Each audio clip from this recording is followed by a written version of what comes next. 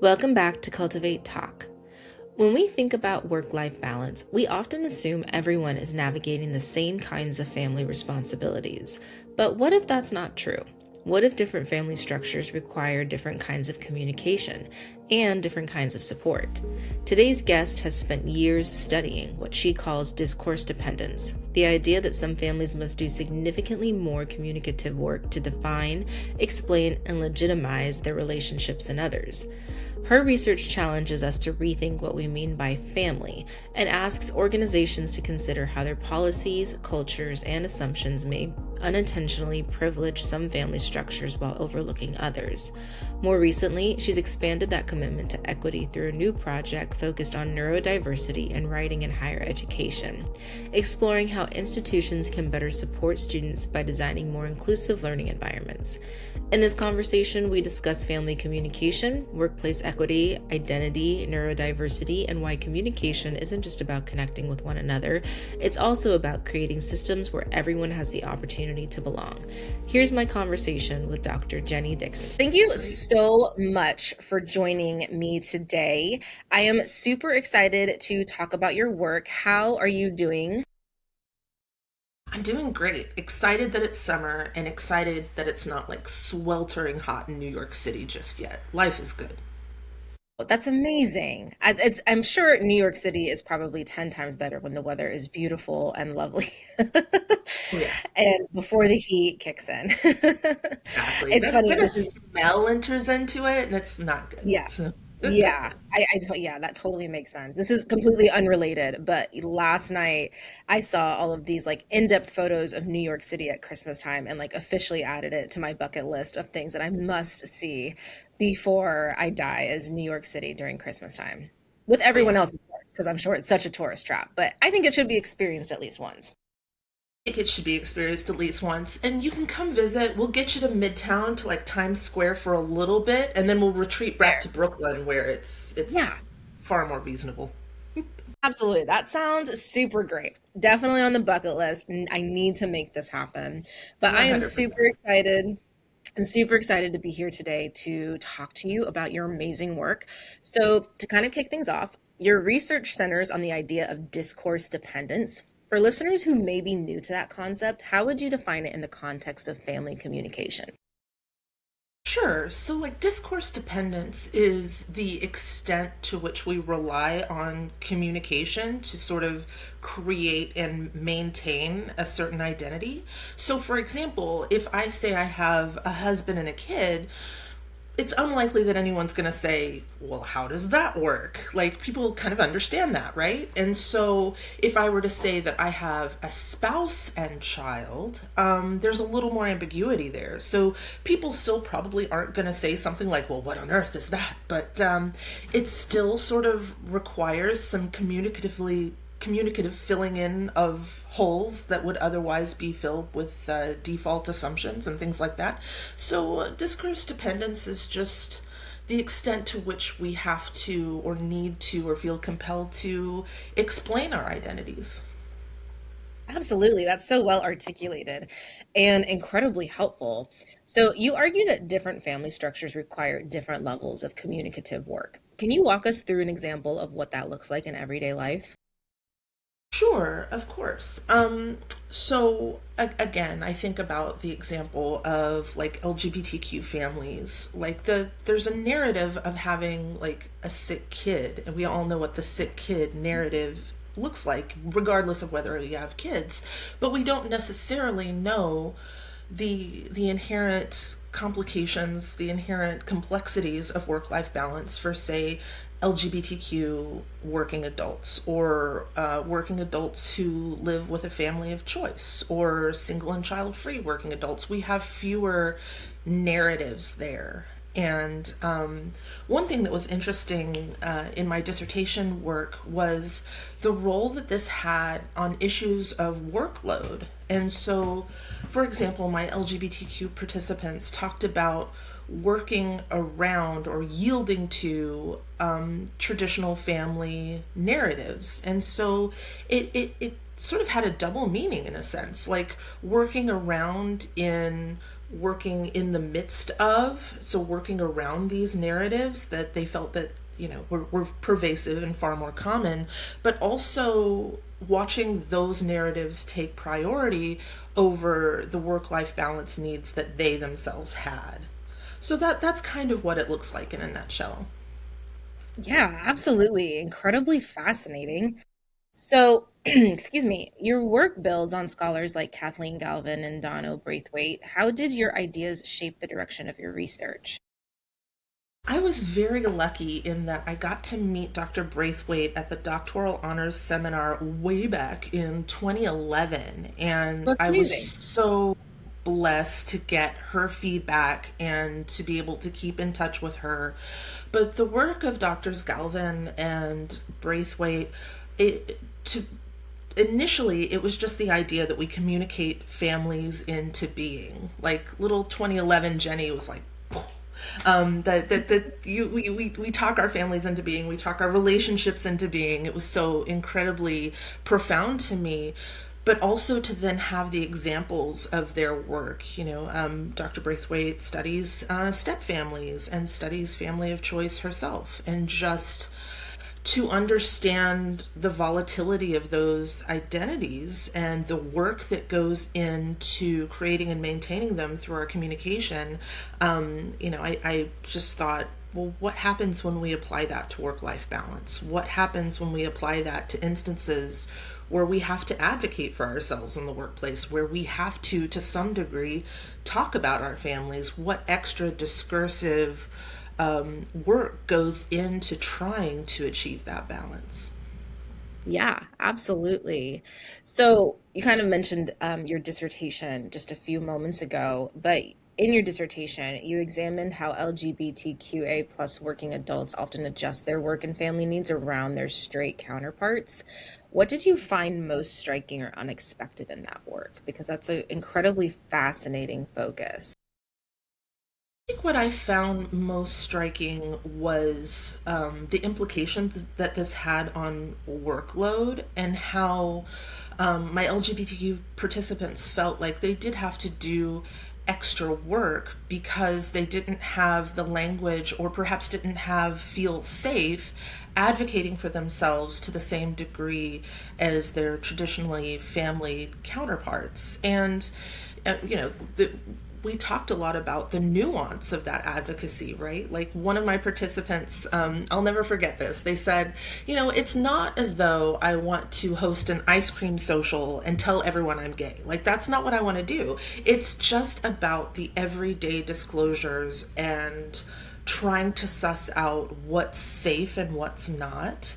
Kind of an important moment for this is anytime we're new at a workplace and we're just sort of trying to read the room, like what is safe to talk about, what is safe to do, what memorable messages are out there about how to comport ourselves. And so it's just interesting to consider the extra lift of trying to discern what's appropriate, what's expected, when those signals aren't as pervasive. Yeah, absolutely. And that I think that's such an important component too, is kind of like anytime we're new to an environment and in this particular case, a workplace, we are trying to kind of navigate what is safe and kind of like the general mannerisms and kind of more so the culture of that workplace in terms of what is discussed openly and what is shied away from. So I think that is fascinating, and I can only imagine how relevant it is with the work you're doing and for LGBTQA plus working adults, because like from my own perspective, I feel like as a woman and like as a multicultural woman that has its own feeling of marginalization in those types of spaces. So I can only imagine when we're thinking about families and that being compared, or that feeling of being compared to straight counterparts, kind of like the feelings that that brings up. Absolutely, yeah. I can imagine that it extends to ethnicity, nationality, all sorts of things. Yeah, of course. So you've expanded this idea to include a range of family structures, which is amazing, like single, child-free, or chosen families. Why is it important to broaden how we think about family in conversations about work life? That's such a good question. I think that it's all about the advocacy, right? It's all about understanding the needs that we have and the needs that others have, and making sure that those needs are met equitably. And so, it was very interesting. I found especially compelling the idea that being child free has its struggles, because that seems so antithetical to what we hear. Having balancing kids and work is what's impossible, and I have a kid, and I agree it's impossible. And but, but I found it compelling to hear the argument that being child free and work life balance has its own flavor of complexity and difficulty when you're assumed to be the one that will do the extra work. When you're assumed that if you don't have a traditional family that you're tasked with caring for, then naturally the default would be to do more work. And I thought that that was very compelling. And as a matter of fact, when I had my kiddo, a few people asked me, like, are you still going to research being child free? I'm like, yes, absolutely. It's still very, very important, even if it's not just directly pertinent to my own personal life. I think it's very important research to do. Absolutely. And you probably have a very interesting perspective now, seeing both sides of it and kind of like both sides from like a work standpoint. Like, what did your work and what did your work life look like prior to having your child and now that you have had your child? Right, exactly. And I'm sure you had that point of contrast as well. Like, this is still difficult. Like, this work-life Yeah. balance is still just impossible. It's just a Right. different kind of impossible now. Right. Yeah, exactly. The details around it just change a little bit, but it is. Exactly. It's a lot. It's a Exactly. lot of work. I always joke because work-life balance comes up in a lot of like the self-compassion stuff that I talk about in workshops and in my own work. And I will be the first to admit, like, hey, I am not super great at this. So like I am telling you to be like for in solidarity, like we all should work on this because I'm not standing here telling you like, hey, I'm perfect at work life balance. This is what you should do to also be perfect at work life balance because it's such a complex entity to me. Right. I think to some degree it's impossible. Like, to achieve work-life balance, I think the metaphor itself is deceptive, and to achieve it just requires a level of privilege that most of us don't have. Absolutely. Well said. So you've mentioned that your work doesn't necessarily offer best practices, but instead offers a framework for understanding inequities. Why is that distinction important? This is a good question too. Yeah, I teach a work life balance class now, and I tell my students on day one, we're probably not going to talk a lot about the importance of having a to do list, even though I do recommend it. We're not going to spend oodles of time talking about practicing self care, even though self care is super duper important. The reason for that is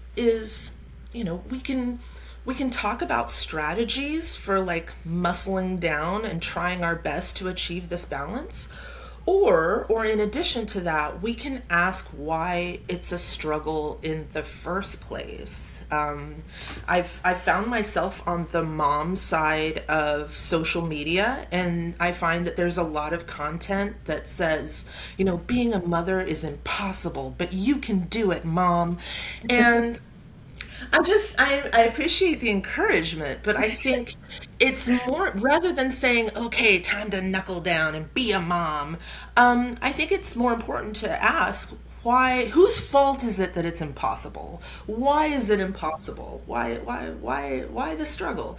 And Yeah. so that's why I think it's important to hold the distinction between, here's the 60, 74 strategies for finding order in your life, then as opposed to, why is it so hard to employ these strategies? So true. Absolutely. And you mentioned something, this comes up a lot in discussions I have, especially around like new media, which I do work in, about like the mom side of social media. And recently I have seen many posts kind of like with kind of debating both sides of like the super aesthetic mom life that we see on social media, like the well kept home. She's like super healthy and like doing all the things, plus working, plus pregnant, plus taking care of four kids already, versus like the reality and kind of just how dangerous these types of posts can be because of what you're saying. Like it's basically impossible or it's incredibly challenging. And whose fault is that? But why are we continually pushing these messages that this is how mom life should be? Exactly. I think it's problematic, it's unlikely, and I would venture to guess that that super mom with the four kids and pregnant and doing all of the things, it looks markedly different when the camera is off. And Exactly. I'd be very interested to understand how much aspirational labor is there. Like, are we trying to gain sponsorship? Are we trying to inspire people? Like, what is the purpose behind this? Because I just have the one kid, and that's a lot. And so I just can't imagine balancing all these things joyfully. Yeah, exactly. Joyfully with the motivation to do all the things like work out Exactly. and drink the smoothie for lunch. Like, absolutely not. That is Exactly. not my And life. no, me neither. I don't remember the last time I didn't have pizza or mac and cheese for dinner. I just don't remember. It's just Right. no. And that's realistic mom life, I think, which I think is just Exactly. it's important. Exactly. So, so from your perspective, what are some of the biggest blind spots organizations have when it comes to supporting diverse family structures?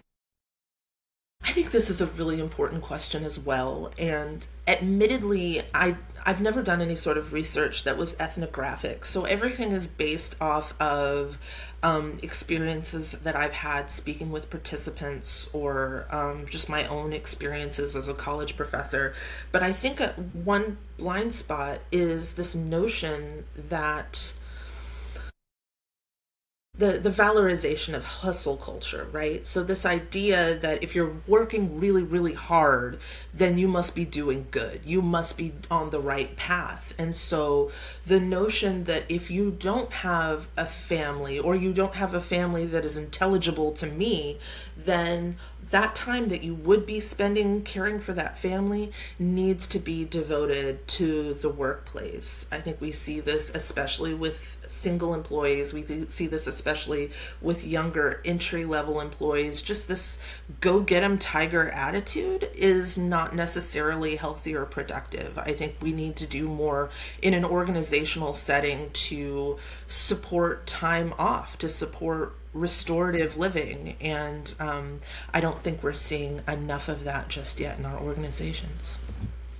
Absolutely. And like family structures aside, this points to a kind of like a societal flaw, right? Where these particular messages have been so continuously recycled throughout generations and in so many different ways, like either in the workplace or in school or throughout our families, like you have to work, you have to hustle, you have to climb the ladder or do all of these things. Otherwise, especially if you don't have a family, otherwise, what are you doing with your time? Like, what is keeping you busy? What is your excuse? I'm saying that like in quotes because it's kind of like feels like that's like the way things are framed and the way things are structured from like just a pure work and professional standpoint. Exactly, exactly. This notion, I talk to my students about the distinction between productivity and commitment. And I think, commitment to me is sort of a moral term. Like, yeah, I can show up to campus first thing in the morning and stay all day long and get nothing done. As a matter of fact, I've done Yeah. that before, and that I think is an emblem of commitment. Whereas we have productivity, which is literally actually getting things done, and that may or may not occur from first thing in the morning to last thing at night. And so I think we spend way too much time, and we're expected to spend way too much time being expected to signal commitment, workplace commitment, I mean. Yeah, absolutely. That distinction is really interesting and important too, as well, because yeah, like you said, you can be at your workplace physically, but like not get anything done that day. Totally. I can totally waste some time at work if given the chance, for sure. Yeah. Right, absolutely. So you mentioned your course a few times actually during this conversation, but you've turned your resource or your research, excuse me, into a course. What do students tend to find most surprising when they start thinking about work-life balance through a communication lens?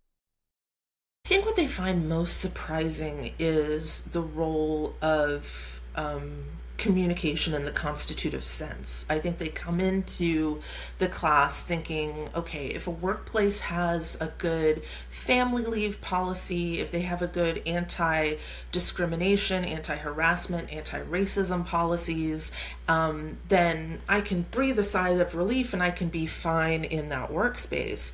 And I agree wholeheartedly. We need those policies. Those are indispensable.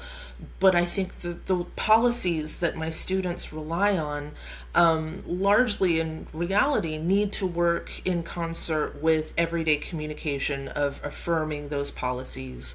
I think of Kirby and Crone in 2002, their article, "The policy exists, but you can't use it." I bring that up all the time in class because I think my students are surprised by the role of everyday communication in legitimizing the policies if they're in place to begin with. So I think that's what surprises them the most.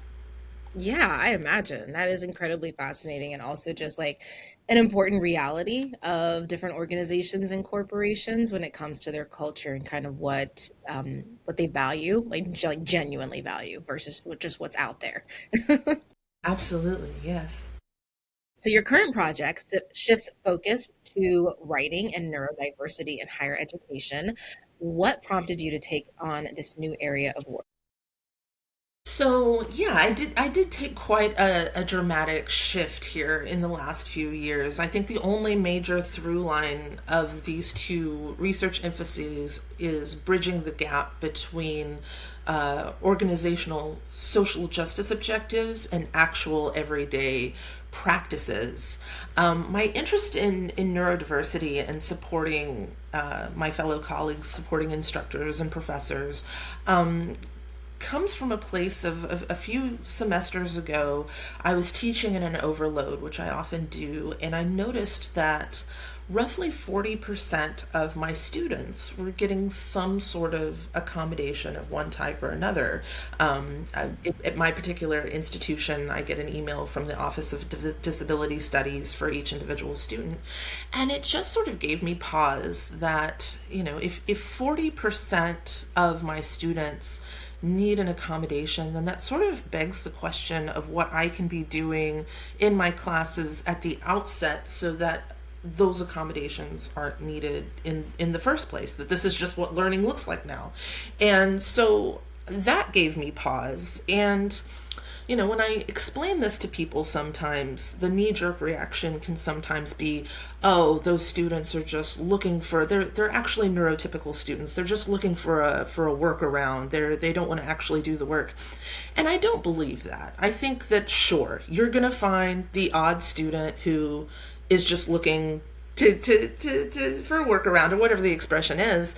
But I don't think that that's true. And even if that is true, I would much rather see a student get an accommodation that they don't deserve than see a student who earnestly needs an accommodation not get it because of the gatekeeping involved in the accommodation process. And Right. so that gave me a lot to think about. And then a second bit of inspiration came from my time as a department chair. I was department chair for about 8 years. And I would occasionally have faculty instructors contact me and say, I don't know what to do. My students need all of these accommodations. Some of them have what I would describe as contradicting accommodations, where accommodating someone would mean not accommodating someone else. And I just don't know what to do. And I don't have the bandwidth or the support to make sure that everybody has their own personalized learning experience. And I agree that that's a problem. And so I wanted to write a book, and I'm still working on it. It's taking me a while.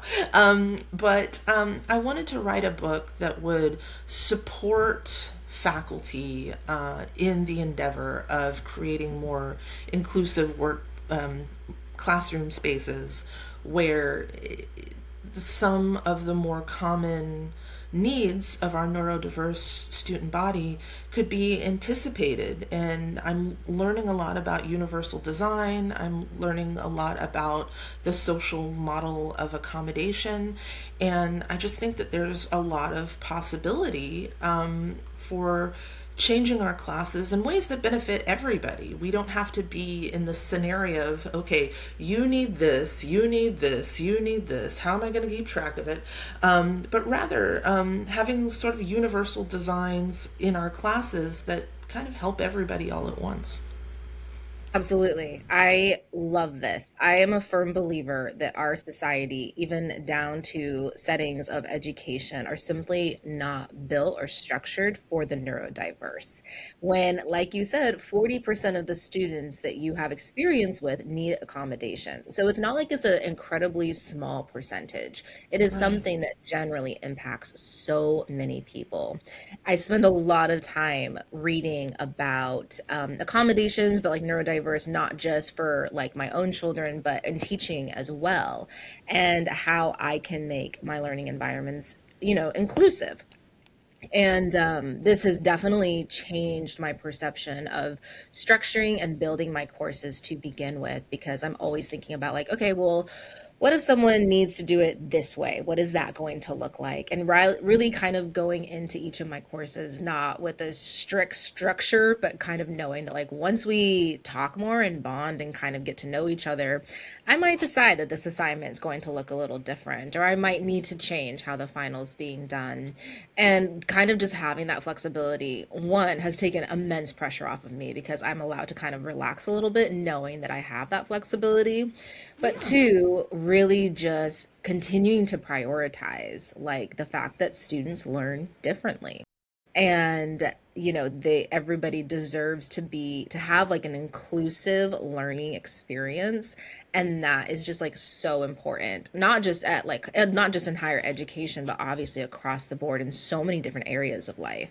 So I really love this work you're doing. I think it is so important, especially from the perspective you're taking of like the burnout and faculty and kind of what that Yeah. looks like, because there's so many different layers to it, right? It can be so complex. So I absolutely love this. And I definitely want you to let me know when this book is completed, because I will be pushing it immensely. Thank you so much, Emily. That's so kind of you. Yeah, no, absolutely. I love this. So, my final question for you is, across both of your research areas, family structure and neurodiversity, there's a clear thread of equity. What does creating more equitable institutional spaces look like to you in practice? I think in practice it has to do with having more welcoming protocol for self advocacy. I think it has to do with being able to let our needs be known and to let our personal struggles be known, not to an extent of like uncomfortable self disclosure, but just an extent to which we have the information that we need to kind of look out for one another and to care for one another and to have an eye on workload equity when we're making decisions in the workplace and elsewhere. So I think that's what it's all about.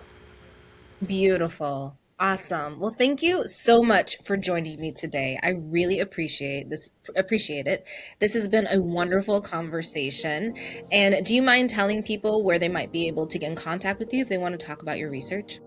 Absolutely. I am at my email is jdixon Dixon at mmm.edu, and I'm also on Instagram. I'm Prof Jenny D, just ProfJenny D, and so Love that. those are two ways. Awesome. Well, thank you so much, Jenny. I appreciate it. Thanks so much, Emily. Have a good day. You too.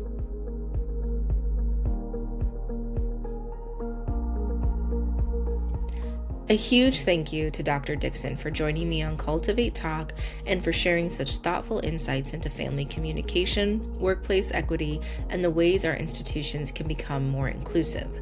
One of my biggest takeaways from this conversation is that communication doesn't just happen within families or organizations. It also shapes which relationships are recognized, supported, and valued. By expanding our understanding of family and designing environments that acknowledge different lived experiences, we create spaces where more people can thrive.